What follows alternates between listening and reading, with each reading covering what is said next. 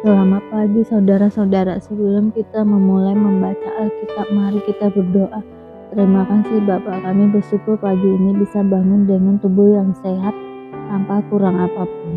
Sebelum kami melakukan aktivitas hari ini, kami rindu untuk membaca Alkitab Tuhan, untuk melandasi hidup kami dengan kebenaran-Mu. Oleh sebab itu kami semakin hari semakin berkenan di hadapan-Mu Tuhan. Urapilah setiap kami Tuhan, di dalam nama Tuhan Yesus. Haleluya. Amin. Cara berkabung yang dilarang.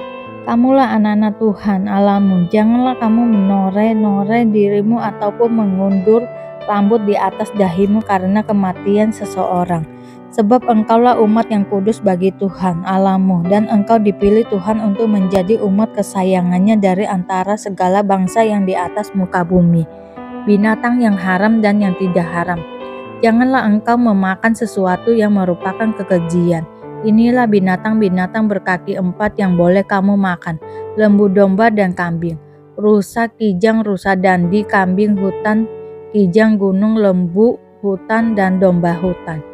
Setiap binatang berkaki 4 yang berkuku belah, yaitu yang kukunya bersela panjang menjadi 2 dan yang memabiak di antara binatang-binatang berkaki 4, itu boleh kamu makan.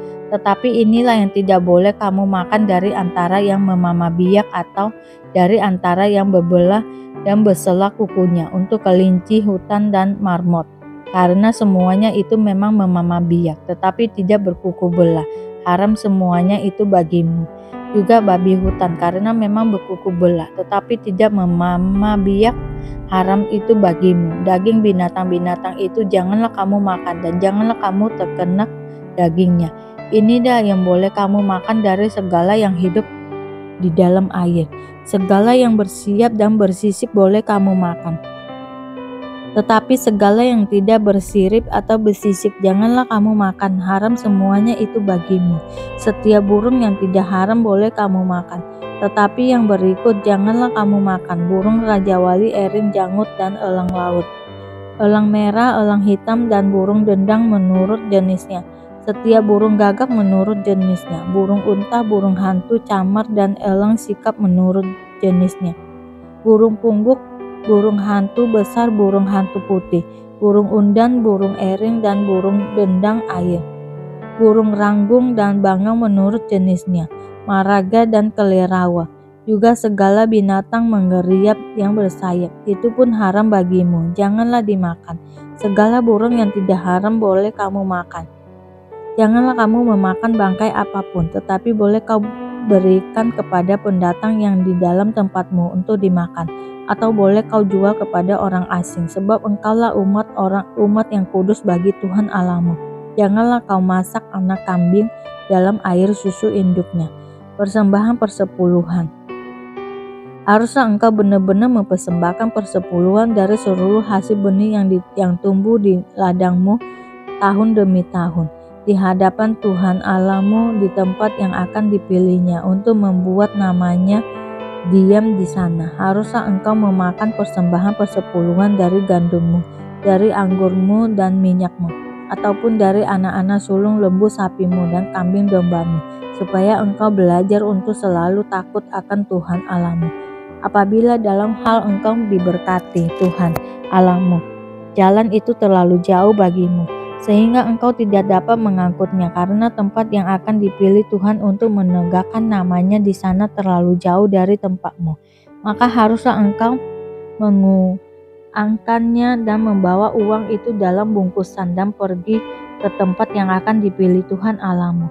Dan haruslah engkau membelanjakan uang itu untuk segala yang disukai hatimu, untuk lembu sapi atau kambing domba, untuk anggur atau minuman yang memabukkan, atau apapun yang diingini hatimu. Dan haruslah engkau makan di sana di hadapan Tuhan Allahmu, dan bersukaria engkau dan seisi rumahmu. Juga orang Lewi yang diam di dalam tempatmu janganlah kau abaikan, sebab ia tidak mendapat bagian milik pusakanya bersama-sama engkau. Pada akhir 3 tahun engkau harus mengeluarkan segala persembahan persepuluhan dari hasil tanahmu dalam tahun itu dan menaruhnya di dalam kotamu. Maka orang Lewi, karena ia tidak mendapat bagian milik pusaka, bersama-sama engkau dan orang asing. Anak yatim dan janda yang di dalam tempatmu akan datang makan dan menjadi kenyang, supaya Tuhan Allahmu memberkati engkau di dalam segala usaha yang dikerjakan tanganmu. Tahun penghapusan hutang. Pada akhir 7 tahun engkau harus mengadakan penghapusan utang. Inilah cara penghapusan itu. Setiap orang yang berpiutang harus menghapuskan apa yang dipinjamkan kepada sesamanya. Janganlah ia menagih dari sesamanya atau saudaranya, karena telah dimaklumkan penghapusan hutang demi Tuhan. Dari seorang asing boleh kau tagih, tetapi piutangmu kepada saudaramu haruslah kau hapuskan. Maka tidak akan ada orang miskin di antaramu. Sebab sungguh Tuhan akan memberkati engkau di negeri yang diberikan Tuhan Allahmu kepadamu untuk menjadi milik pusaka. Asal saja engkau mendengarkan baik-baik suara Tuhan Allahmu dan melakukan dengan setia segenap perintah yang kusampaikan kepadamu pada hari ini. Apabila Tuhan Allahmu memberkati engkau seperti yang dijanjikannya kepadamu, maka engkau akan memberi pinjaman kepada banyak bangsa, tetapi engkau sendiri tidak akan meminta pinjaman. Engkau akan menguasai banyak bangsa, tetapi mereka tidak akan menguasai engkau. Jika sekiranya ada di antaramu seorang miskin, salah seorang saudaramu di dalam salah satu tempatmu, di negeri yang diberikan kepadamu oleh Tuhan Allahmu, maka janganlah engkau menegarkan hati ataupun menggenggam tangan terhadap saudaramu yang miskin itu, tetapi engkau harus membuka tangan lebar-lebar baginya dan memberi pinjaman kepadanya dengan limpahnya, cukup untuk keperluannya seberapa ia perlukan. Hati-hatilah supaya jangan timbul di dalam hatimu pikiran dursila demikian. Sudah dekat tahun ke-7, tahun penghapusan hutang, dan engkau menjadi kesal terhadap saudaramu yang miskin itu, dan engkau tidak memberikan apa-apa kepadanya, maka ia berseru kepada Tuhan tentang engkau, dan hal itu menjadi dosa bagimu. Engkau harus memberi kepadanya dengan limpahannya, dan janganlah hatimu berduka cita apabila engkau memberi kepadanya, sebab oleh karena hal itulah Tuhan Allahmu akan memberkati engkau dalam segala pekerjaanmu dan dalam segala usahamu. Sebab orang-orang miskin tidak hentinya akan ada di dalam negeri itu. Itulah sebabnya aku memberi perintah kepadamu. Demikian, haruslah engkau membuka tangan lebar-lebar bagi saudaramu yang tertindas dan yang miskin di negerimu. Memerdekakan budak Ibrani.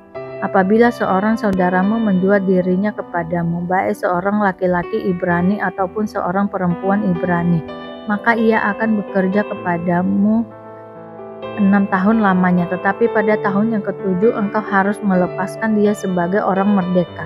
Dan apabila engkau melepaskan dia sebagai orang merdeka, maka janganlah engkau melepaskan dia dengan tangan hampa.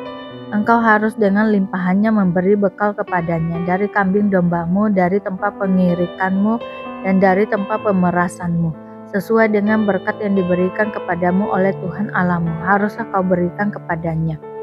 Haruslah kau ingat bahwa engkau pun dahulu budak di tanah Mesir, dan engkau ditebus Tuhan Allahmu. Itulah sebabnya aku memberi perintah itu kepadamu pada hari ini. Tetapi apabila dia berkata kepadamu, aku tidak mau keluar meninggalkan engkau, karena ia mengasihi engkau dan keluargamu, sebab baik keadaannya padamu, maka engkau harus mengambil seluruh penusuk dan menindik telinganya pada pintu, sehingga ia menjadi budakmu untuk selama-lamanya. Demikian juga kau perbuat kepada budakmu perempuan. Janganlah merasa susah apabila engkau melepaskan dia sebagai orang merdeka, sebab 6 tahun lamanya ia telah bekerja padamu dengan jasa 2 kali upah seorang pekerja harian. Maka Tuhan Allahmu akan memberkati engkau dalam segala sesuatu yang kau kerjakan. Anak sulung ternak.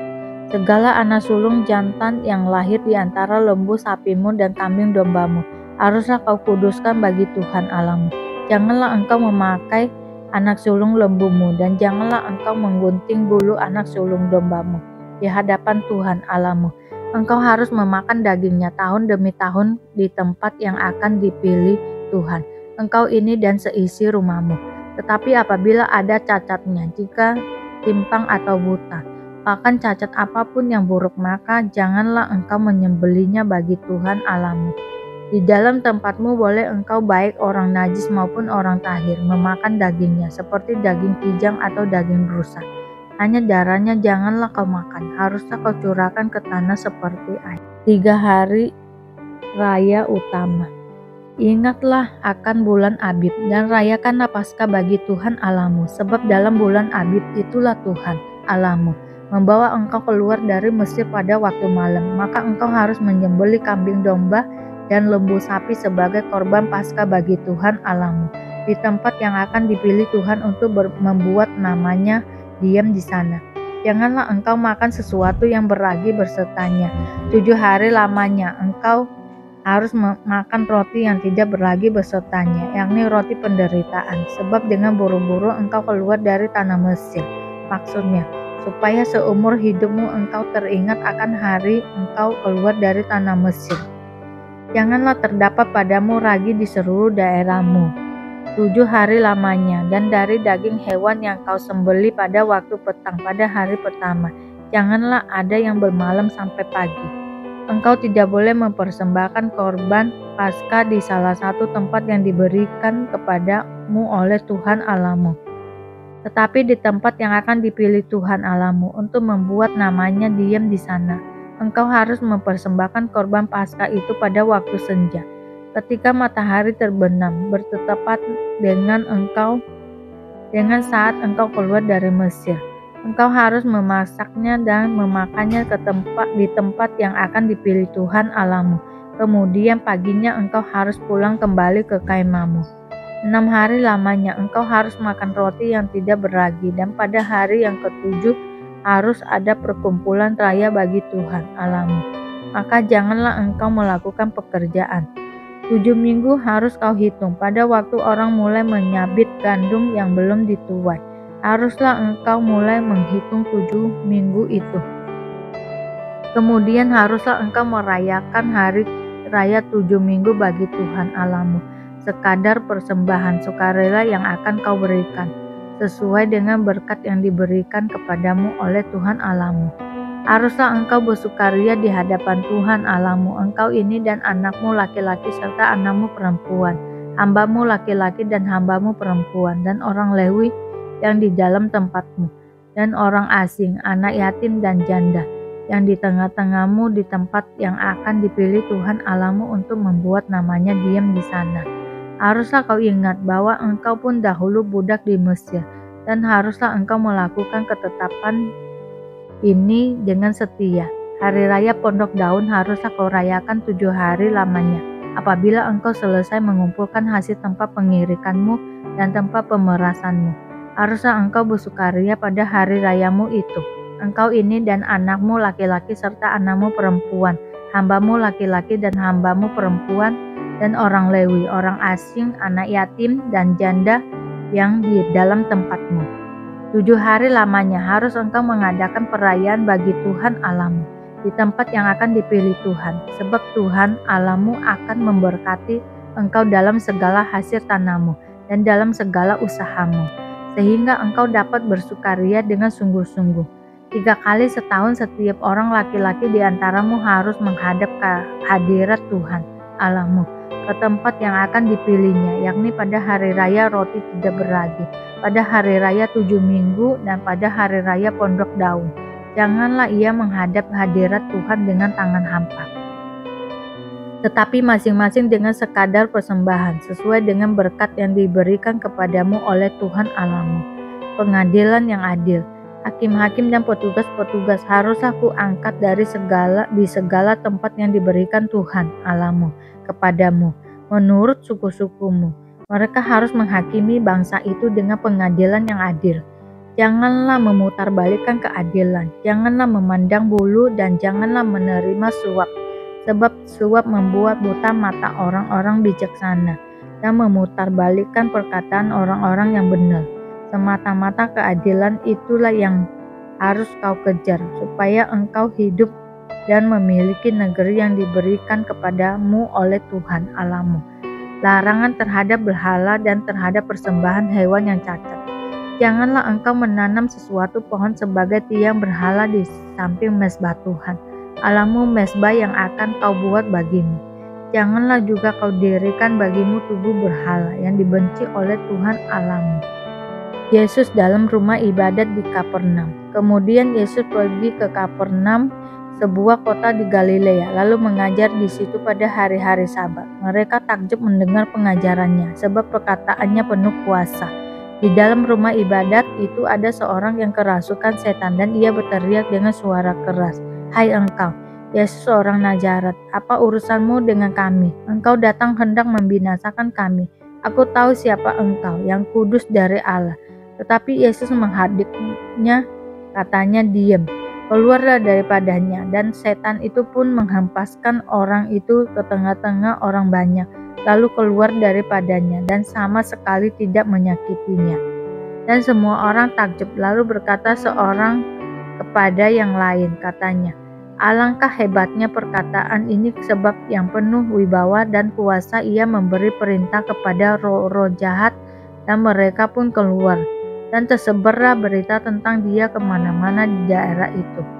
Yesus menyembuhkan ibu mertua Simon Petrus dan orang-orang lain.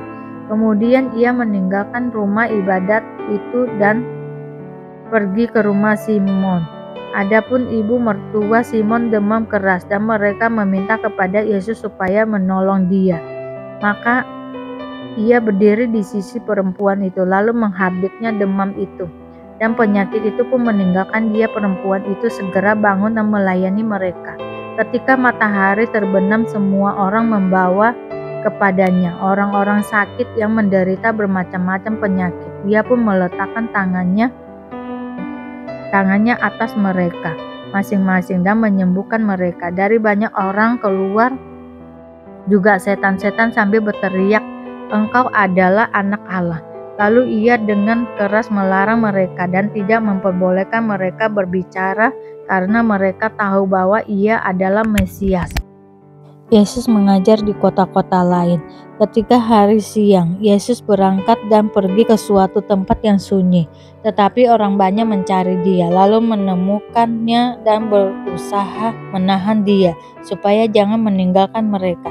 Tetapi ia berkata kepada mereka, "Juga di kota-kota lain aku harus memberitakan Injil Kerajaan Allah, sebab untuk itulah aku diutus." Dan ia memberitakan Injil dalam rumah-rumah ibadat di Yudea. Terima kasih Bapa untuk hari ini, sehingga kami dapat membaca Alkitab-Mu Tuhan. Mari doa Bapa kami. Bapa kami yang di surga, dikuduskanlah nama-Mu, datanglah kerajaan-Mu, jadilah kehendak-Mu di bumi seperti di surga. Berikanlah kami pada hari ini makanan kami yang secukupnya, dan ampunilah kami akan kesalahan kami, seperti kami juga mengampuni orang yang bersalah kepada kami. Dan janganlah membawa kami ke dalam pencobaan, tetapi lepaskanlah kami daripada yang jahat, karena Engkaulah yang mempunyai kerajaan dan kuasa dan kemuliaan sampai selama-lamanya. Terima kasih Bapa. Kami selalu bersyukur atas apapun Tuhan berikan hidup kami. Engkau tidak pernah meninggalkan kami ya Bapa. Hidup kami akan senantiasa berkecukupan di dalam-Mu. Di dalam nama Tuhan Yesus kami berdoa dan mengucap syukur. Amin, amin, amin. Tuhan Yesus memberkati.